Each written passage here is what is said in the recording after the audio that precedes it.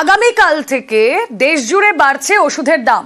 Blood thinner, pressure, সুগারের ওষুধের দামও বাড়ছে। ক্যান্সার, অ্যান্টিবায়োটিক, ব্যথার ওষুধের দাম বাড়ছে। দাম বাড়ছে হাঁপানি, ম্যালেরিয়া, অ্যানিমিয়ার ওষুধের দাম বাড়ছে। স্টেন্ট, অর্থোপেডিক চিকিৎসা সরঞ্জামের প্রায় 2% পর্যন্ত বাড়বে বিভিন্ন ওষুধের দাম।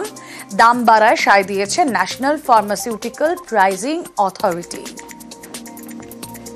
ওষুধের দাম বাড়লে তো সবারই অসুবিধা হবে, এটা তো স্বাভাবিক। যে কোনো ওষুধের দাম যদি বেড়ে যায় সাধারণ লোকের পক্ষে তো একটা চাপ, বড় চাপ। এত ওষুধের দাম বেড়ে গেলে সাধারণ মানুষ কিনবে কোথা থেকে? এগুলো তো প্রত্যেক দিনে নিত্য সঙ্গী, ভাত ডালের মতন এগুলো নিত্য সঙ্গী।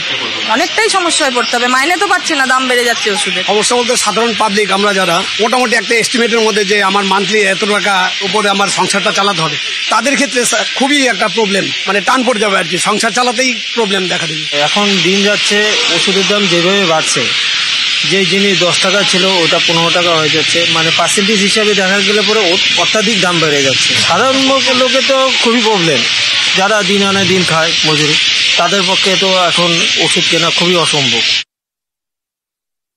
একদিকে দেশ জুড়ে জাল ওষুধের রমরমা, আর তার সঙ্গে আবারও মঙ্গলবার থেকে ওষুধের দাম বৃদ্ধি। ন্যাশনাল ফার্মাসিউটিক্যাল প্রাইসিং অথরিটি দেশ জুড়ে যে পাইকারি মূল্য বৃদ্ধির সূচককে ইঙ্গিত করেই তারা 1.74% ওষুধের দাম বাড়ানোর সিদ্ধান্ত নিয়েছে। নিত্য প্রয়োজনীয় এবং অত্যাবশ্যকীয় ওষুধ তার মধ্যে পড়ছে।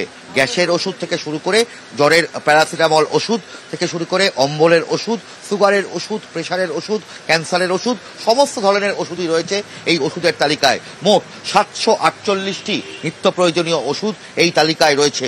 এমনকি কার্ডিয়াক স্টেন্ট থেকে শুরু করে অর্থোপেডিক ইমপ্ল্যান্ট সমস্তটাই এই 1.74% মূল্য বৃদ্ধির সিদ্ধান্ত।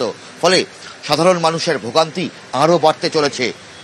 ওষুধ বিক্রেতা সংগঠনগুলিও বলছেন যে এই ওষুধের দাম বাড়ানোর ফলে সাধারণ মানুষের বোঝা আরও বাড়বে। এখন দেখার বিষয় যে যেভাবে এই ওষুধের দাম বেড়ে চলেছে তাতে এই ওষুধের দাম বৃদ্ধি আর কতদিন চলতে থাকবে। ক্যামেরায় অর্চনের সঙ্গে Abhijit Chanda, news 18 Bangla, Kolkata.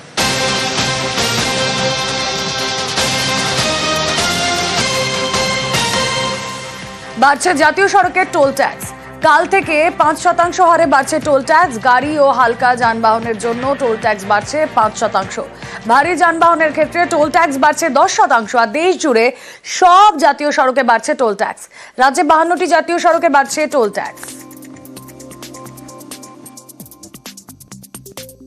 Government law और किसी में रिवाइज हुआ है, किसी में नहीं भी हुआ है। कार के उसमें रिवाइज नहीं हुआ है, बाकी सब में रिवाइज हुआ है और ये आज मध्य रात्रि 12 बजे से लागू कर दिया जाएगा।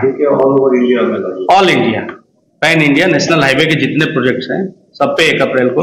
यहाँ पे छोटा गाड़ी में केवल रिटर्न में 5 रुपए बढ़ा है, सिंगल जर्नी में कुछ भी नहीं बढ़ा है। इस पर फास्टैग जिसमें आप जाएंगे 90 रुपये का 90 रुपये। बाकी गाड़ियों का किसी में 10 रुपए, किसी में ऐसे बढ़ते 5 to 7% का ये। রাস্তা বাড়ছে, কাজ হচ্ছে, ভালো কথা। ভাড়া বাড়াতে হবে, আর কোম্পানি তো ভাড়া বাড়াবে না, ওটাই হয়ে যাচ্ছে তখন সমস্যা। অত পয়সা পাবো কোথা দিয়ে?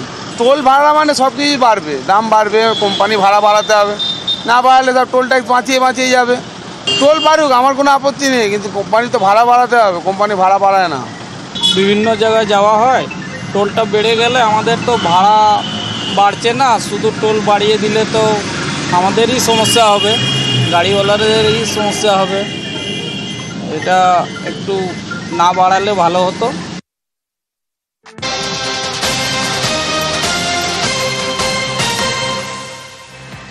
সম্পর্কে টানাপোড়েন আর তাতে খুন টোটো চালক। মহিলার সঙ্গে পরকীয়া টোটো চালক সুশান্ত ঘোষের। মহিলার নাবালিকা মেয়ের সঙ্গেও সম্পর্কের চেষ্টা। সম্পর্কের কথা জানতে পারে নাবালিকার বয়ফ্রেন্ড। বন্ধুর সঙ্গে ছক কষে সুশান্তকে খুন নাবালিকার প্রেমিকের। সুশান্তর মাথায় ইটের ঘা, শরীরে একাধিক কোপ। 14 নম্বর ট্যাঙ্কের কাছে ক্ষতবিক্ষত দেহ উদ্ধার। টোটো চালক খুনে গ্রেফতার নাবালিকার বয়ফ্রেন্ড এবং তার বন্ধু। কি আপডেট জানবো অনুপ চক্রবর্তী, প্রতিনিধি রয়েছেন সঙ্গে। অনুপ,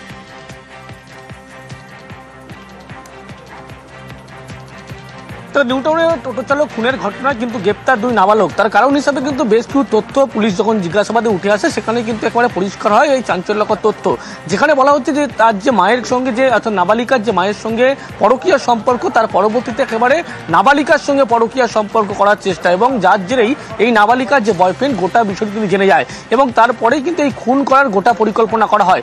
রবিবার ঠিক রাতের বেলা তার বাড়িতে পৌঁছয় যে ব্যক্তির মৃত্যু হয়েছে, সেই ব্যক্তির বাড়ি যখন পৌঁছে এবং সেখানে জানায় যে তার টোটো ভাড়ার প্রয়োজন, সেই কারণে একটি নির্দিষ্ট জায়গায় রাম মন্দিরের কাছে যেতে হবে। এবং যখনই তিনি এই রাতের বেলা নির্জন জায়গায় 14 নম্বর ট্যাঙ্কের কাছে আসে, সেখানেই কিন্তু একেবারে থেতলে ইট দিয়ে মাথা থেতলে কিন্তু খুন করা হয়। পরবর্তী ক্ষেত্রে শরীরে ধারালো অস্ত্র দিয়ে একাধিক জায়গায় আঘাত করা হয়। এরপরেই কিন্তু তারা সম্পদ দেয়। তারপরে সেখানে যখন তাকে উদ্ধার করা সম্ভব হয়, পুলিশ হাসপাতালে নিয়ে গেলে তার মৃত্যুর ঘটনা ঘটে। এরপরেই যে পুলিশের জিজ্ঞাসাবাদ, সেই জিজ্ঞাসাবাদে কিন্তু এই 2 নাবালকের কথা উঠে আসে। তার বন্ধুকে সঙ্গে নিয়েই কিন্তু এই গোটা ঘটনার পরিকল্পনা করা হয় এবং ঠিক সেই সময় মতো রাত 12টার ঠিক পরে কিন্তু এই গোটা খুনের এই ঘটনা ঘটানো হয়। প্রথমে তার মায়ের সঙ্গে একেবারে পরকীয়া সম্পর্ক, তারপরে তার যে নাবালিকা মেয়ে, সেই নাবালিকা মেয়ের সঙ্গে কিন্তু একেবারে সেই একই রকম সম্পর্ক করার চেষ্টা, যার জেরেই তার বয়ফ্রেন্ড কিন্তু একেবারে এই খুনের ঘটনা ঘটিয়েছে। গোটা এই ঘটনা ইতিমধ্যে যে 2 নাবালককে গ্রেপ্তার করা হয়েছে, আগামীকাল তার জুভেনাইল কোর্টে তোলা হবে এবং আবেদন জানানো হবে পুলিশের। আমরা কিছুদিন লোকের মুখে জানতে পেরেছিলাম একটা মহিলার সঙ্গে রিলেশন মতন হয়েছে। ওই মেয়েটা আমার দাদার থেকে 20-30 হাজার টাকা ধার করেছিল, পয়সাটা চেয়েছে, ওই নিয়ে একটা বিরোধী হয়েছে। আমাদের যতদূর মনে হচ্ছে স্বামী স্ত্রী চক্র করেই আমার দাদাকে খুন করা হয়েছে, আর এমন করে মেরেছে যে দেখার মতন না। ও লোক ফিট করে ওইটা করেছে। আমাদের বাড়িতেও কালকে গেছিল, মানে ছেলেটা, তাকে আমাদের এলাকার কোনো ছেলে না, ওকে চিনি না। অন্য লোক দিয়ে আমার বাড়ি থেকে ডেকে নিয়ে ওখানে নিয়ে, ও ছিল ওখানে, ওটা টোটোওয়ালা, ওই টোটো ওখানে সাইডে কত রেখেছে, ওই গলির মধ্যে মেরে দিয়ে ওরই টোটো নিয়ে, আর আমার তো ওখানে পড়ে রয়েছে, ওরই টোটো নিয়ে ওরা পালিয়ে চলে যাচ্ছে। অন্তত 5-6টা কোপ দিয়েছে এখানে এখানে এখানে এখানে। যে মেরেছে তার উপযুক্ত সাজা যেন হয়। আমার ছেলে কিছু করেনি, আমি কিছু বলতে চাই, কারোর সঙ্গে মেশে না, ওই একটাই বন্ধু ওর। আমার ছেলের বাড়িতে 9টার সময় খেতে ডেকেছি, খেতে এসেছে, তারপর আমরা তো পাশাপাশি ঘরে থাকি, জানি না। হ্যাঁ, সন্ধ্যেবেলা ওরা রোজই বেরোয় গেম খেলার জন্য। আমার ছেলে কোনো ওইসব নেই, ওর মামারা ভালো করেই জানে। আনন্দপুরে অস্ত্র উদ্ধারে বিহার যোগ। গতকাল আগ্নেয়াস্ত্র সহ গ্রেফতার দম্পতি, বিহারের অস্ত্র কারবারিদের সঙ্গে যোগ। ধৃতদের উদ্ধার পাটনা থেকে আসা ট্রেনের টিকিট। পাটনা থেকে ট্রেনে বর্ধমানে নামে 2 জন।